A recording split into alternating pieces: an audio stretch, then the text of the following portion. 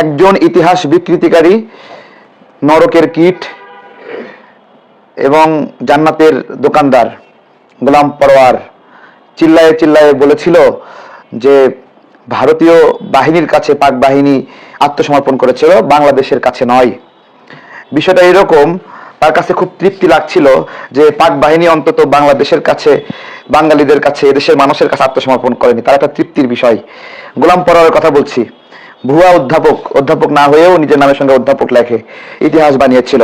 আজকে সেই দলিলটাই সাথে করে নিয়ে এসেছি আপনাদের সামনে, যেখানে লেখা আছে যে পাক বাহিনী আসলে কার কাছে আত্মসমর্পণ করেছিল। সে আত্মসমর্পণের দলিল আজকে আপনাদেরকে আমি দেখাবো। আপনারা দেখে বলবেন যে সে সত্য বলেছিল নাকি মিথ্যা বলেছিল। এই তো দেখেন, আমি একটু যদি দেখাই এইভাবে, ব্যাক ক্যামেরা দিয়েই দেখাই, দেখা যাবে কি জানি না, এটা দেখা যায়। এই যে এখানে দেখেন, হ্যাঁ, দ্য চিফ ইন দ্য, আচ্ছা, Pakistan Eastern Commander agreed to surrender all Pakistani armed force in Bangladesh at the Lieutenant General Jagodit Singh Arora, General Officer Commanding in Chief of the India and Bangladesh Forces.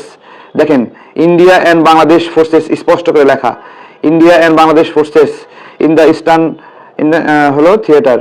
The surrender includes all Pakistan land, air, naval, also all paramilitary forces, civil forces.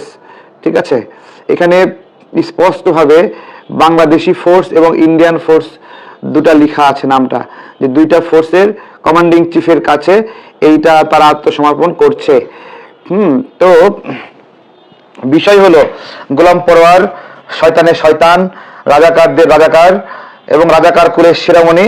সে এই সময় এসে নতুন করে ইতিহাস তার বলতে হলো যে বাংলাদেশের কাছে পাক বাহিনী আত্মসমর্পণ করেনি। বাংলাদেশের কাছে পাক বাহিনী আত্মসমর্পণ না করলে আপনার সমস্যা কি, বা করলে আপনার সমস্যা কি? খুশি কেন? আরেকজন আছে মুক্তিযুদ্ধের ইতিহাস বিকৃতিকারী, সে নাকি স্বাধীনতার ঘোষণা করেছে, অলি আহমেদ না, colonel Oli Ahmed, will revolt নাকি বলছে।